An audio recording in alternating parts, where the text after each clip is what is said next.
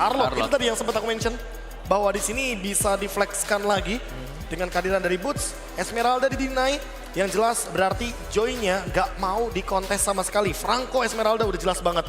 Ini pure counter, apalagi Esmeralda adalah hero dari Nats. Ya, tapi dengan melihat keberadaan dari Joy, apakah Fredrin akan belok jadi X-Flame dan Baxia bisa keluar sekarang? Baxia Joy, oke banget. Tapi menurut aku romernya juga harus disamain. Kalau mau Kufra Baxia itu oke banget. Kufra, Baxia. Jadi bener-bener damage-nya hanya berdasarkan dari Aqua dan juga dari Eman. Ya, dan bahkan sebenarnya kalau mereka mau, mereka udah punya surprise kan, Mio ada untuk Kopi Kaja. Mereka bisa milih yang lain. Glue. Oke, Glue Power. Power. Ini hero power jatuhnya. Oke. Dan apakah kita akan melihat satu mid laner yang belum terbuka dan itu adalah Faramis di sini. Karena Faramis adalah sebuah jawaban terhadap Glue. Dan membuat split-split akan susah dilakukan ya. Mungkin bisa dilakukan tapi di tempat yang terpisah. Di tempat yang terpisah dari team fight. Tapi gimana caranya memisahkan team fight ketika ada Faramis di sana yang selalu menjadi poros team fight besar dari Onyx itu sendiri. Yes. Dan itu dia. Angela, wow. Sesuai prediksi yang bawa tadi Ben barusan ya. Esmeralda, ambil Angela aja. Wow. Suns dengan Angela mid lane. Apakah ini akan menjadi jawaban? Karena menurutku dengan kehadiran dari Glue, kayaknya lebih oke nggak sih kalau Faramis? Saya setuju untuk Faramis. Tapi karena ada Aqua mungkin dengan Valentina, jadi Valentina kayaknya nggak mau ada dua tuker-tukeran nanti. ultimate. Nanti, betul. Bakalan PR banget sih tentunya untuk team fight. Tapi sebentar lagi kita bakal melihat ini bisa aja disapu bersih 2-0 oleh Onyx. Ya, Sangat Jelas. bisa. Bisa? Harus dong. Bisa, harus. Bisa Tapi bahkan. sebelum kita masuk ke dalam main game, mungkin kita bakal lempar dulu ke caster kita yang sudah ready. Ada Chibi dan juga Lim. Take it away. Thank you buat para panelis di ujung sana tentunya. Dan ini dia match kita yang ketiga ya. Pertemuan antara Onyx dan juga RSG. Di game kita yang kedua, apakah Onyx mampu menutup kemenangan 2-0 dengan komposisi hero yang sudah mereka pilih atau ternyata RSG PH yang bakal curi poin? Iya, ini cukup menarik juga pastinya. Karena di game pertama Onyx mendominasi. Jauh banget dari goldnya, dari objektifnya, perfect turtle. Dan sekarang pembuktiannya ada di game kedua nih. Kalau seandainya memang draft dari Onyx bisa berjalan dengan baik, pastinya bisa juga untuk memenangkan game ini bersih 2-0. Dan kalau misalkan memang snowballing dari RSGPH yang bisa berjalan dari early to mid-nya, mungkin saja dari RSGPH bisa menyamakan kedudukan satu sama.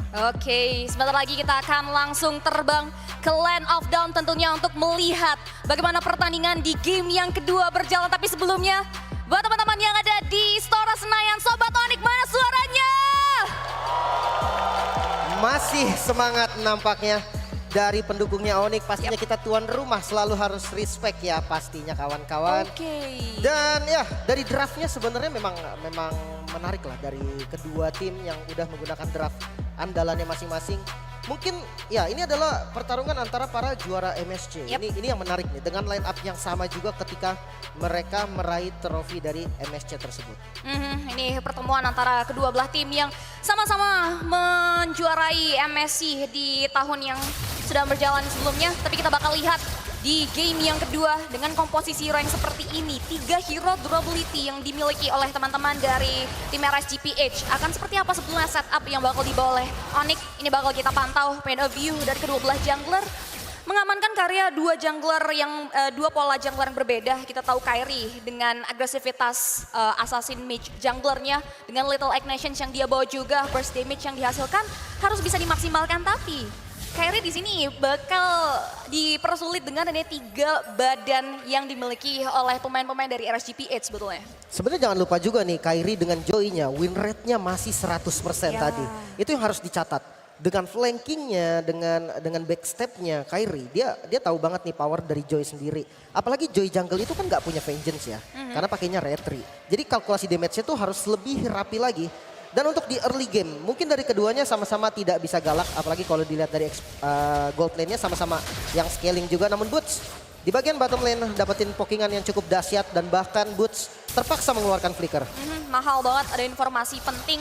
Nanti di Turtle nggak akan ada lagi flicker. Tapi lihat Kairi udah mulai coba untuk mengikis-ngikis dari seorang Like. 1 HP darah baru tersisa. Tapi Like masih punya opsi flick out ke area belakang dengan flicker yang dimiliki.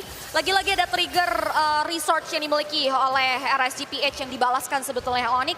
Bahwa nanti di setup Turtle nih berharga banget. Karena Turtle sebentar lagi bakal muncul ya. Oke, tidak ada flicker untuk Boots, tapi tidak ada flicker juga untuk Light. Yap. Sebenarnya lumayan setara lah, keduanya sama-sama inisiator dari masing-masing tim. Namun kalau dilihat dari Turtle, XP lane-nya lebih kuat dari arah RSGPH mungkin dengan adanya glue. Sementara untuk split yang sudah langsung di-open, coba untuk ngezoning ke arah belakang dari Boots-nya. Masih bisa gocek dengan Vengeance untungnya. Namun Turtle kayaknya nggak bakal bisa dikontes karena Kibo yang baru level 4 mungkin akan maju ke arah depan. Kairi bermain dengan ritmenya, masih menunggu kali ini maju ke arah depan dengan Electrifying Beams. Dan Lord bisa di-secure dari Turtle-nya. Retribution yang cukup on point kali ini. Masih ada Final Slash juga mengejar ke arah Aqua. Namun damage-nya tidak cukup. Onyx harus puas dengan mendapatkan Turtle saja. Yes, itu mahal banget sih setup yang dimiliki oleh teman-teman RSGPH sudah semaksimal itu dibawa cukup jauh juga ke teritorial yang dimiliki oleh RSGPH, tapi dengan adanya kalkulasi yang matang dari Kairi memanfaatkan dash ability yang dia miliki dan retributions yang on point membuat Turtle berhasil mereka steal. Ada satu buah tangan yang merupakan jadi modal awal yang bagus juga untuk teman-teman Onyx. First blood sejauh mata memandang di menit kita yang ketiga belum tercipta, tapi udah ada satu buah resource sebetulnya yang sudah diamankan oleh seorang Aqua. Satu resource penting dari seorang Keyboy untuk nantinya setup moment. Dibalaskan dengan adanya moment juga melalui pick off yang tercipta. Tapi masih belum kita lihat sebetulnya serangan yang bakal di-create dari kedua belah tim. Terlebih lagi kalau ngomongin posisi dari kedua belah gold lane, ini masih cukup safe sebetulnya. Waduh, ini Onyx selalu ya dengan hero-hero scaling, dengan hero-hero yang lemah early game, tapi ternyata dia bisa pegang kendali dengan keunggulan gold yang sebenarnya memang nggak banyak-banyak banget sih, bahkan masih di under 1000 gold. Tapi ini udah menjadi satu momen nih untuk Onyx sendiri. Dia pakai Angel lah di arah mid yang memang dia harus clear bareng lah sama Kaja kalau memang mau rotasi cepat. Tapi ya karena ada Hurt Guard, dia bisa ada dimanapun pertarungan itu di setup sama RSGPH juga. Sementara untuk XP lane, Glue dari Nuts nih yang harusnya dia bisa lebih unggul sedikit dari landing karena power clearnya mungkin bisa dibilang lebih unggul tapi tipis aja kok, nggak jauh-jauh banget. Dan pertarungan mungkin akan ada di Turtle nanti ya karena untuk fightnya sekarang temponya bener-bener sangat-sangat pelan, nggak ada kill bahkan yang terjadi. Ya slow but sure banget, belum ada setup yang dipastikan. Lagi-lagi cuman trigger karya resource penting saja untuk escape tools dari spell yang dimiliki satu sama lain. Tapi belum ada setup yang pasti untuk team fight dan bahkan objektif netral kita dari Turtle yang kedua terpantau sudah mulai muncul kembali di setup oleh pemain-pemain dari RSGPH Nuts. Bakal coba diutus untuk terus memberikan distractions. Wally slam-slamnya, Falos Flash dibuka begitu saja. Disusul dengan area Saffron Blast yang dibuka finally. Ada first blood yang berhasil diciptakan. Tapi retribution yang on point coming from Demon Kite. Membuat satu nyawa first blood yang berhasil diamankan oleh Onyx ditukar. Dengan adanya satu Turtle yang berhasil disecure oleh seorang Demon Kite. Wow, RSGPH setup yang sangat baik barusan dari Light dengan Menon Blast-nya. Connect ke arah 3-4 target tadi. Dan follow up yang ready akhirnya bisa ngebuka vision lagi di arah depan. Tapi Onyx yang bisa dapetin kill-nya. Ini adalah counter setup yang manis pastinya. Jangan lupakan Angela. Hurt Guard yang bisa ngasih absorb shield yang pastinya sangat-sangat membantu. Walaupun Turtle tetap bisa diamankan oleh RSGPH. Yes, sejauh ini network di angka 1000 dipegang kendali oleh Onyx. Dan terlebih lagi yang mereka benar-benar sama-sama saling memperhitungkan langkah mereka ke area depan. Sama-sama hold on positions, berhati-hati untuk membuka setup sebetulnya. Dan bahkan tempo permainan mereka kembali diperlamban. Kairi bakal coba untuk memberikan serangan kejutan harusnya. Tapi lihat dibalas dengan adanya kejutan serangan dari 3 member RSGPH mengarah ke arah Keyboy. Eman bakal coba untuk di follow up lagi dengan adanya Hurt Guard yang masuk dari tubuh dari seorang Kairi. Satu pemain down dan bahkan blessing juga dibuka begitu saja dari seorang cewek. Mengarah ke arah back lagi dimiliki oleh RSGPH. Dan lihat dua pemain dari RSGPH harus tewas ketika dengan ada Divine Judgment yang on point coming from Keyboy. Looking for more karena lihat pembalasan setup dari RSG. 3 member mereka mengarah ke arah Keyboy. Ada pertukaran 2 tukar 2 di sana. Ya, pertukaran 2 tukar 2 tapi ada gold laner nih yang hilang dari RSGPH. Sementara kalau dari Onyx kerugiannya mungkin ada di jungle. Namun dari arah bottom lane Boots ternyata bisa nge-secure satu objektif outer base turret yang lumayan enak. Dan oke, Kairi masih bisa dapat dengan retribution ya. Purple buff-nya masih bisa ke-secure. Kill count-nya minim banget sih. Dan bahkan setup di area Hutan tadi kalau kita lihat ya, nggak mau di follow up lagi, nggak mau direspons juga, nggak mau terlalu all in karya dari Boots-nya sendiri. Tapi di area top lane, Aqua Cewek, oke, masih ada Heartguard coba untuk membalikan keadaan kali ini, namun tidak boleh terlalu greedy juga, dan Aqua mau tidak mau harus gunain flickernya. Mundur lagi kali ini, cewek bisa memukul mundur posisi dari Nuts dengan damage yang cukup sakit, bahkan turretnya bakal menjadi tujuan selanjutnya dan ditarik. Aqua harus hilang, masih ada Nuts juga yang bakal menjadi next target. Tidak, ternyata ditabrak turret, tidak bisa memberhentikan Onyx, bahkan 2 kill yang bisa disecure. Wow, 2 untuk nothing. Ditambah lagi dengan area 1 sektor bangunan turret yang berhasil diamankan. Dibalas sebetulnya dari RSGPH dengan pengambilan ke area turtle terakhir. Disusul lagi dengan area 1 buah objektif turret, tapi kembali ditukar dengan sangat kontan oleh cewek. Di mana inner turret lagi-lagi berhasil dihancurkan tanpa Lord. Onyx Esports mereka penuh akan perhitungan. Dan terlebih lagi kehadiran Suns ini benar-benar sangat-sangat berimpact terhadap beberapa pemain dari Onyx yang melakukan setup power di area team fight-nya dan RSG. Kalau kita bisa lihat dari area sisi item yang sudah dikantongi oleh seorang Eman itu sendiri, kita tahu udah ada 2 bekal dengan daya Crescent Sight, udah ada 1 buah Golden Staff juga, basic attack yang dihasilkan dengan Quantum Charge Ample, ini bakal jauh lebih signifikan lagi nantinya damage yang diberikan. Tapi bicara soal Aqua, sebenarnya Aqua berperan penting untuk memberikan 1 buah pressure melalui Terrify Effect ya, tapi out of nowhere dengan 2 poin pick off, ini yang membuktikan bahwa Aqua di press habis-habisan sih. Tapi untuk tempo permainannya, RSGPH memang terlihat under pressure dengan gold yang diungguli oleh Onyx. Namun mereka selalu berani untuk ngebuka zona, untuk mencari objektif apa yang kira-kira bisa diambil lagi nih oleh RSGPH sendiri. Dan kalau kita tarik sedikit lagi soal item, Genesis One Holy Crystal. Magical damage dari Kairi ini yang perlu diwaspadai. Mungkin memang ada radian dari Lolita Light ataupun dari Demon Kite. Namun kalau untuk damage-nya seperti Karinya Eman atau Aqua, ini bisa menjadi santapan juga nih untuk Kairi. Ya benar, ini apalagi dari segi positioning ya.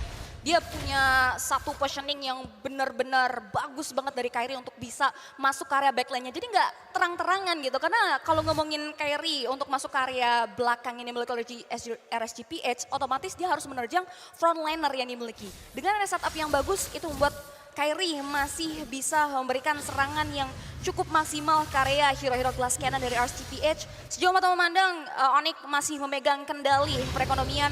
Keduanya sama-sama belum mau melakukan setup team fight satu sama lain. Lord yang masih squishy, masih terlalu dini juga, udah mulai muncul di menit 9. Bahkan sudah mulai dipoking oleh Demon Kite, memancing untuk anak-anak Onyx masuk ke area teritorial Lord tersebut. Tapi nampaknya Onyx mereka penuh akan perhitungan sih. Nggak mau terlalu terpancing juga dengan setup dari Demon Kite. Sebenarnya ini tempo yang pelan banget sih dari keduanya. Terbilang game yang cukup pasif. Ya. Di menit yang ke-9 total kill hanya 7 dan ada tahun kali ini. Karena Boots pokingan damage yang cukup terasa juga sebenarnya Boots. Harus sedikit hati-hati kali ini karena udah mulai low dari HP-nya. Siap untuk Heartguard juga Keyboy mencari lokasi dari Eman, dapat ke arah Aqua. Coba untuk ditarik dan Final Slash yang keluar cukup dahsyat nampaknya, cewek masih bisa terkena stun juga, dan Nuts yang bisa menumbangkan posisi dari Boots-nya. Kali ini 1 hilang dari RSGPH, begitu juga dari Onyx. Yes, 1 tukar 1 berhenti sampai di sana. Semua resource pun sudah keluar, tapi Nuts masih bisa mundur ke arah belakang. Pivot on string, ngarah ke arah dirinya dan lihat damage yang diberikan oleh seorang Kairi terlalu perih. Membuat 1 pemain dari RSGPH pun down. Mengarah ke area 1 buah middle auto turret sebetulnya yang bakal dihancurkan. Membuat visions dan juga bagaimana ekspansi terhadap jalur yang dimiliki oleh RSGPH akan semakin luas lagi. Lord yang tadinya dipancing-pancing, dipoking oleh teman-teman dari RSGPH khusus dari Demon Kite, kini justru dipegang kendali penuh dari Onyx. Dengan adanya 2 pemain mereka yang down, RSG nggak mau mengambil resiko lebih. Dan Lord dibiarkan free jatuh di tangan seorang Kairi. Gila Sans, kapan lagi di zoning sama Angela? Coba dengan recall lagi kan di bagian depan. Lord yang bisa didapatkan oleh Onyx terbilang Lord yang cukup free ya. Yep. Dari arah top lane Lordnya berjalan. Untuk high ground defense, sebenarnya memang dari RSGPH dia nggak punya spam yang bagus nih untuk clear ke arah minionnya. Mungkin hanya dari Aqua aja yang bisa nge-spam terus-terusan. Tapi pergerakan dari RSGPH sendiri, mereka nggak pernah berpisah. Mereka main 5-man gang dan bahkan tadi Boots yang ada di bagian depan itu coba untuk dimakan. tapi kayaknya kelihatannya ragu. Dan sekarang udah mulai masuk nih dari arah top lane. Alright, Lord yang belum punya power untuk charge ya, bakal coba untuk langsung dihentikan begitu saja oleh teman-teman dari RSGPH. Dan nampaknya tidak ada pengawalan akan Lord tersebut, membuat Lordnya berhasil langsung secara cepat dibersihkan oleh pemain-pemain dari RSGPH. Dan bahkan kalau kita lihat juga mereka masih sibuk sebetulnya untuk melakukan manajemen terhadap wave minion mereka. Lord tidak memberikan dampak yang begitu besar oleh Onyx karena 2 inner turret yang tersisa bahkan belum bisa dihancurkan juga oleh Onyx walaupun di area bottom lane. Sudah mulai terpantau gerombolan wave minion yang langsung dipoking oleh seorang cewek juga membuat akhirnya inner bottom turret dari RSGPH pun hancur. RSGPH, kita bakal lihat bagaimana setup yang bakal dimaksimalkan karena positioning dari Like untuk ngebuka momentum ini harus semaksimal mungkin agar tidak di-cancel atau bahkan diketahui oleh pemain-pemain dari Onyx. Ya karena Lord yang pertama juga sih tadi dari Onyx, dia fokusnya memang untuk habisin outer turret dan inner turretnya dulu. Sementara di mid lane nih, inner turretnya masih berdiri dengan tegak dari RSGPH juga. Mungkin temponya akan kembali turun lagi, dia akan lebih santai lagi dari keduanya. Mengingat ini udah menjadi match point juga nih buat Onyx. Jadi RSGPH juga nggak boleh sembarangan masuk. Dia harus penuh kalkulasi untuk ngitung. Dan Kairi, untuk damage dari Kairi sendiri dengan skor yang cukup baik, 4-1-3 sebenarnya cukup dahsyat. Dan Retribution, Kairi bisa secure ke arah purple buff. Wow, itu precious banget sih. Kairi berhasil secure karya purple buff ini yang membuktikan bahwa Onyx berhasil melakukan ekspansi dan mengamankan karya sektor hutan yang dimiliki oleh RSGPH juga. RSG mereka sudah mulai mendapatkan satu buah pressure yang cukup signifikan, bahkan ruang gerak mereka pun dipersempit dengan adanya agresivitas dan juga pemanfaatan laning yang dimiliki oleh Onyx. Menilik lagi dari area item di menit kita yang 13, terpantau sudah ada satu buah Blood Wings yang melekat di tubuh dari seorang Kairi. Bahkan menariknya, perbedaan dari network kedua belah jungler ini cukup jauh, berikut juga dengan gap level yang mempengaruhi bagaimana damage retribution nantinya keluar. Tapi RSGPH mereka masih punya perlawanan yang cukup berarti sih. Terlebih lagi kalau bicara soal Nuts yang sebetulnya udah terpick off kali kedua, tapi udah cukup mumpuni untuk bisa menahan damage yang datang dari nantinya Blazing Duet dari seorang cewek. Dan juga dari Sans yang kita tahu dia punya Ice Queen One untuk memberikan slow effect karya diri dari seorang Nuts. Iya bahkan ada Enchanted Talisman juga Yap. untuk cooldown reduction pastinya dari Sun sendiri. Dan untuk Kairi nih ada concentrate energi yang sekarang tuh udah ada magic powernya. Udah enak banget nih dipakai seperti kayak Joy mungkin. Lunox juga sebenarnya enak karena udah dicoba juga. Dan untuk XP lane, kedua XP lane yang akan ada di bagian depan ini cukup berbahaya namun final slash karena Demon Kite. Coba untuk mengincar kali ini Demon Kite harus hilang nampaknya dan Nuts kali ini bakal menjadi target selanjutnya. Nice Electrifying Beats coba ditempel lagi kali ini bersama dengan Sans yang masuk dan hanya untuk zoning nampaknya karena Lord adalah tujuan Onyx sebenarnya. Yes, karena menariknya dengan ada Sans yang melakukan clearing terhadap wave minion laning jauh ya, dia bakal ready langsung dengan hard guard yang dimiliki. Terpantau tadi ketika dia hard guard karya tubuh dari seorang Kairi. Ada 1-2 bahkan keuntungannya dapatkan oleh Onyx ya. Dengan adanya satu wave minion yang berhasil dijalankan, satu pemain RSGPH yang tumbang, dan juga satu power dari Lord yang sudah ter-enhance, yang juga sudah di-secure oleh teman-teman dari Onyx. Lihat, manajemen wave minion mereka terpantau rapi di masing-masing laningnya. Satu inner turret yang tersisa bakal langsung segera dihancurkan RSGPH. Mereka harus segera mungkin mengamankan atau bahkan menyiapkan defensive maneuver. Karena teman-teman dari Onyx, mereka nggak mau kelewatkan, nggak mau kembali melewatkan Lord yang sudah mereka secure sebetulnya dengan susah payah. Karena kalau kita pantau juga ini banyak banget 2 hero dari Onyx mampu untuk melakukan atau bahkan manfaatin karya laning jauhnya. Gila Sans gak kendor sama sekali. Recall di depan 5 member bahkan dari RSGPH dan gak ada satupun yang berani panis. Karena memang keunggulan gold yang lagi dipegang sama Onyx ini yang bakal menjadi gap besar antara kedua tim saat ini. Oke, Lord yang mulai masuk di bagian top lane. Final slash yang cukup baik kali ini Nuts yang bakal menjadi korban pertama mungkin dan dibalas dengan final slash curian yang cukup berbahaya dan Keyboy. Flicker yang gagal barusan menjadi source penting juga nih untuk RSGPH. Yes, Flicker for nothing. Ada informasi, tidak ada combo Flicker Divine Judgment Lord. Automatically charge karya 1 base turret final slash. Bahkan gitu saja mengarah ke arah Eman. Dia membuat karya unstoppable. Dan bahkan 1 pemain dan 2 pemain down dari RSGPH. Double kill. Berhasil disecure oleh seorang Kairi looking for triple kill. Dan Mania Petats masih bisa mundur ke area belakang. Base exposed tapi masih belum ada wave minion yang ternyata Onyx. langsung dimaksimalkan.